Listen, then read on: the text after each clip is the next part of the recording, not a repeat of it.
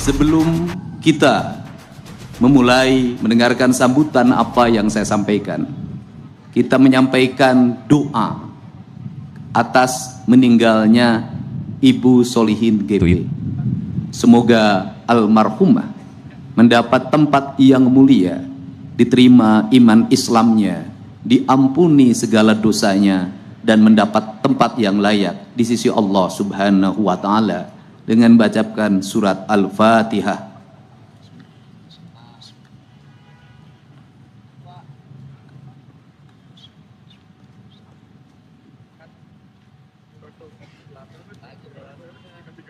Para pejuang kemerdekaan Republik Indonesia, keluarga besar Purna Paskibraka, keluarga atau orang tua dari pengibar bendera pusaka yang telah menyelesaikan tugasnya dengan baik, dan sebagai bentuk apresiasi saya memberikan bonus 150 juta untuk seluruh pasukan pengibar bendera pusaka. Pada pagi hari ini kita bersama-sama melakukan renungan dan evaluasi diri melalui memahami hikmah secara mendalam tentang makna kemerdekaan Republik Indonesia yang hari ini memasuki tahun yang ke-80. Seluruh jajaran peserta upacara dari seluruh korps TNI Angkatan Darat, Angkatan Laut, Angkatan Udara, Kepolisian, dan juga ada barisan pasukan yang baru selesai mengikuti pendidikan Pancawaluya di Korps Marinir Cilandak, Jakarta, yang berbaris dengan rapi, memperlihatkan kesetiaan dan menunjukkan pada semua bahwa aku adalah anak Indonesia. Kalau diberi kesempatan, kalau diberi pendidikan, aku setara dengan yang lain. Kemerdekaan adalah membebaskan. Membebaskan yang diinginkan adalah ada 4 hal yang menjadi komponen pembebasan kita. Kita harus terbebas atas hak, atas kepemilikan tanah kita. Kita harus terbebas untuk menghirup udara yang bersih dalam setiap hari. Kita harus terbebas untuk menikmati matahari dalam setiap waktu. Kita harus terbebas dalam kehidupan untuk menikmati air yang merdeka, menjadi kekayaan alam yang bisa dinikmati untuk semua tanpa harus berbiaya. Seluruh kemerdekaan itu ada dalam pikiran dan rencana para pejuang kemerdekaan Republik Indonesia. Ada dalam pikiran dan gagasannya Bung Karno dan Bung Hatta. Ada dalam gagasan pikirannya Supomo, ada dalam gagasan pikirannya Syahrir, dan ada dalam gigisan pikiran seluruh para pendiri bangsa Indonesia. Seluruh para pendiri bangsa mencita-citakan bahwa kita suatu saat akan memajukan kesejahteraan umum, mencerdaskan kehidupan bangsa, dan ikut melaksanakan ketertiban dunia yang berdasarkan kemerdekaan, perdamaian abadi, dan keadilan sosial. Bahwa kita akan menjadi bangsa yang berdiri di terdepan dalam sejarah kebangsaan kita, dalam percaturan dunia, manakala kita sudah mampu memerdekakan rakyat kita, memajukan rakyat kita, mencerdaskan kehidupan rakyat kita, memajukan kesejahteraan umum kita. Maka pondasi yang harus dibangun oleh seluruh stakeholder, jajaran pemerintahan yang tertata di Provinsi Jawa Barat sampai tingkat desa, RT, dan RW, mengembalikan kembali pesan sejarah kita bahwa bangsa kita harus memiliki hak atas kepemilikan tanah, bahwa bangsa kita harus mendapatkan air yang bersih, bahwa bangsa kita harus menikmati udara yang bersih, bahwa bangsa kita harus bisa menikmati dalam matahari dalam setiap waktu. Karena itulah spirit berdirinya sebuah bangsa, dan itulah prasyarat kedaulatan sebuah bangsa.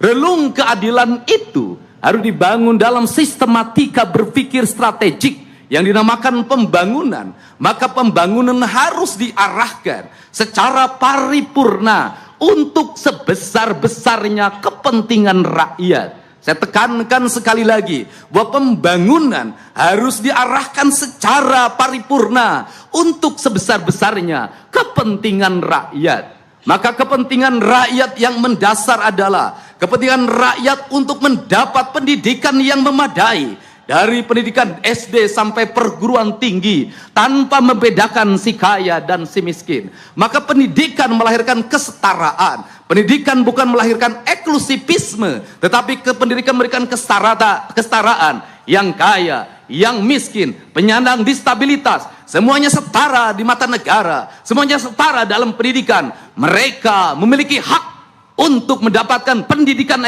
yang layak dari negara. Maka pembangunan pendidikan, dari mulai pendidikan dasar, pendidikan menengah, pendidikan tinggi, adalah sebuah keharusan negara. Maka pemerintah Provinsi Jawa Barat berkomitmen untuk mengembalikan kembali anggaran untuk kepentingan pendidikan rakyat, baik kepentingan pendidikan formal maupun pendidikan informal. Tetapi pendidikan juga jangan hanya dipahami oleh bangunan sekolah. Pendidikan jangan hanya dipahami oleh jumlah guru. Pendidikan harus dipahami dalam pembentukan karakter manusia, yang disebut dengan manusia Indonesia seutuhnya. Maka manusia Indonesia seutuhnya, dalam kaidah Sunda disebutnya rawayan jati. Dalam atmosfer pendidikan dasar kita yang diajarkan oleh leluhur kita, manusia pendidikan adalah manusia yang kaluhur sirungan kahandap akaran. Kaluhur sirungan artinya dia memiliki ide-ide dasar tentang kehidupan. Dia memiliki pemahaman ketuhanan yang sangat sempurna. Mereka memiliki teologis yang melahirkan implikasi pembentukan karakter manusia, yang dalam kaidah Sunda disebutnya manusia yang cager, bager, bener, pinter, singer. Maka disebutlah Pancawaluya. Maka Pancawaluya harus dibangun melalui gerbang atau pintu. Maka pintu harus dibangun dalam berbentuk kegiatan teknis, baik diatur dalam undang-undang, diatur dalam peraturan pemerintah, diatur dengan Kepres, diatur dengan surat keputusan menteri, peraturan daerah, peraturan gubernur, surat keputusan gubernur, surat edaran, sampai pada tingkat kabupaten kota. Maka seluruh pendidikan dasarnya harus diarahkan pada arah yang sama, bahwa anak-anak Jawa Barat adalah anak-anak yang cager. Kalau ingin anak-anak yang cager, maka konsumsi material makanan anak-anak kita harus bergizi, harus bernutrisi, harus mendapatkan air yang bersih dalam setiap waktu, agar lahir masyarakat cager. Maka masyarakat cager, guru harus mengontrol apa yang dikonsumsi oleh anak-anak kita. Orang tua harus bisa mengendalikan apa yang dikonsumsi anak-anak kita. Dari itulah karakter bangsa akan mulai terbangun. Perspektif hari ini adalah anak-anak Jawa Barat mendapat konsumsi gula yang berlebihan, mendapat konsumsi kadar minyak yang berlebihan, bahkan kadar minyaknya sudah melampaui batas. Anak-anak Jawa Barat tidak mengkonsumsi air yang bersih. Maka pendidikan kita akan terbentuk karakter cager, manakala kita mampu menyiapkan seluruh piranti dasar itu. Yang kedua, kalimat bager terbentuk oleh sebuah manusia yang memiliki ketaatan. Ketaatan pada siapa? Satu, ketaatan pada Tuhan. Dua, ketaatan pada orang tua. Yang ketiga, ketaatan pada lingkungan, masyarakat. Yang keempat, yang paling utama adalah ketaatan manusia pada Tuhan. Dimaknai oleh manusia memiliki ketaatan dan penghormatan kepada tanah, air, udara, dan matahari sebagai esensi dari nasionalisme. Maka dari itu dilahirkanlah gerakan pemerintah harus mengembalikan kembali tata ruang secara benar. Gunung harus berfungsi sebagai gunung, air harus berfungsi sebagai air, sungai harus berfungsi sebagai sungai, danau harus berfungsi sebagai danau, muara harus berfungsi sebagai muara, laut harus berfungsi sebagai laut. Proporsional itu harus dikembangkan dalam sebuah tata ruang yang memadai, tata bangunan yang memadai, tata lingkungan yang memadai. Maka pemerintah daerah Provinsi Jawa Barat secara tegas akan melakukan perubahan yang radikal terhadap berbagai bentuk penyimpangan lingkungan yang bertentangan dengan sendi-sendi kemerdekaan, yang bertentangan dengan prinsip-prinsip kebangsaan, yang bertentangan dengan kedaulatan, yang bertentangan dengan keadilan sosial. Untuk itu rasa adil harus tercipta bagi siapapun, baik yang besar maupun yang kecil, tua dan muda, laki-laki dan perempuan, memiliki kehadiran yang sama tanpa membedakan gender dan unsur-unsur lainnya yang bersifat strata sosial. Maka inilah cita-cita kebangsaan. Kemudian yang ketiga, benar artinya dipahami sebagai sikap transparan dan terbuka, di mana pemimpin yang benar adalah pemimpin yang terbuka terhadap apa yang dilakukan, benar transparan dalam pengelolaan anggaran, benar dalam perencanaan, benar dalam pelaksanaan, benar dalam evaluasi. Maka pembangunan dipahami bukan hanya sebagai output, tetapi juga outcome, benefit bagi kepentingan rakyat. Maka rencana pembangunan harus diarahkan. Apakah sebuah kegiatan ini memiliki makna bagi stimulus ekonomi, memiliki makna bagi keadilan, memiliki makna bagi perubahan, maka komponen itu tidak boleh menjadi komponen aksesoris yang harus terbuka, di mana masyarakat bisa mengaksesnya langsung terhadap pemerintah. Kerangka berpikir material digital adalah bukan kerangka aksesoris, tetapi kerangka transparansi di era digital yang harus dilakukan oleh kita bersama. Kemudian yang ketiga, pinter. Maka prioritas yang ketiga adalah pinter. Pinter adalah sebuah kerangka manusia yang melahirkan watak bahwa dia memiliki kecermatan intelektual. Maka dia memiliki kemampuan membaca, dia memiliki kemampuan menulis dengan baik. Maka kita harus melakukan evaluasi otokritik terhadap problem yang terjadi di Jawa Barat. Kalau ada anak SMP yang tidak berhitung, kalau ada anak SMP yang tidak bisa membaca, kalau ada anak SMA yang tidak ngerti matematika dasar, mereka nanti tergopoh-gopoh ketika memasuki dunia industri, mereka tergopoh-gopoh ketika memasuki dunia pekerjaan, mereka memiliki ketahanan fisik yang lemah ketika memasuki TNI, Polri. Maka ini adalah piranti harus segera dibenahi. Pemerintah yang baik adalah pemerintah yang berani melakukan evaluasi terhadap seluruh kekurangan-kekurangan yang dimiliki. Yang kelima adalah singer.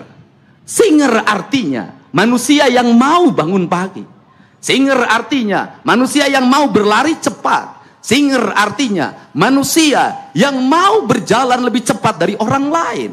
Kelemahan bangsa kita adalah, kelemahan warga Jawa Barat, dia pinter, tapi dia pemalas. Dia pinter, tetapi dia lemah. Dia pinter, tapi dia tidak mau berkompetisi. Maka, cager, singer, pinter adalah sebuah kerangka berpikir tentang kesempurnaan manusia. Maka, manusia itu disebutlah manusia Indonesia seutuhnya. Maka, pada pagi hari ini, atas nama pemerintah Provinsi Jawa Barat, saya menyampaikan permohonan maaf pada seluruh masyarakat Jawa Barat. Apabila masih ada anak Jawa Barat yang tidak bersekolah SD, masih banyak anak Jawa Barat yang tidak bisa meneruskan SMP karena tidak punya seragam, masih banyak anak Jawa Barat yang berhenti sekolah karena ketidakmampuan biaya. Maka dari itu adalah dosa besar yang kita pikul bersama. Seluruhnya harus terevaluasi dengan baik. Tidak boleh peristiwa itu terjadi lagi. Karena tidak boleh peristiwa itu terjadi lagi, maka kita harus berani melakukan koreksi. Selain itu, saya juga menyampaikan permohonan maaf karena masih banyak rakyat kita yang pulang dari rumah sakit secara paksa karena BPJS-nya tidak mengcover. Masih banyak rakyat kita yang mau masuk ke rumah sakit, BPJS perorangannya mati, tidak terbayarkan, sehingga mereka mengalami penderitaan dan mungkin mereka meninggal tanpa pelayanan. Atau mereka yang BPJS-nya tercover, terbayarkan, dijamin oleh pemerintah, tetapi tak sanggup diam di rumah sakit karena seluruh dapurnya terhenti karena tak ada beras, tak ada minyak goreng, tak ada bahan pangan yang dimakan, berbaring di rumah sakit melahirkan penderitaan yang lama. Maka dari itulah negara harus senantiasa hadir. Saya mengajak pada seluruh jajaran aparatur pemerintah di Provinsi Jawa Barat, para ketua RT, ketua RW, kepala desa dan kelurahan, para camat, bupati dan wali kota, untuk senantiasa membuka layanan terbuka bagi masyarakat, agar masyarakatnya bisa mengadu terhadap apa yang dia alami. Agar kepala desa membuka rumahnya, menerima rakyatnya dalam setiap waktu, sehingga keluh kesahnya bisa dijawab. Agar para camat juga sama, agar para bupati, wali kota juga sama. Seluruh jajaran kalau dilakukan secara kolektif, maka sendi-sendi penderitaan itu akan segera terselesaikan.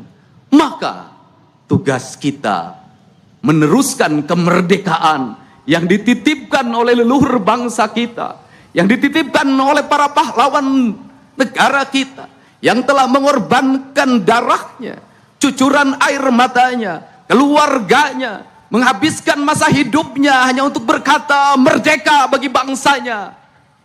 Hari ini dalam keadaan bahagia, karena negara yang dititipkannya mampu dikelola dengan baik oleh para penerusnya yang memegang tahta kekuasaan baik di legislatif, eksekutif maupun yudikatif. Tetapi sebaliknya, manakala kita menjadi pengkhianat dari apa yang dia titipkan, maka pada saat ini leluhur kita, para pahlawan kita mengalami kesedihan dan kepedihan yang tiada tara. Kenapa?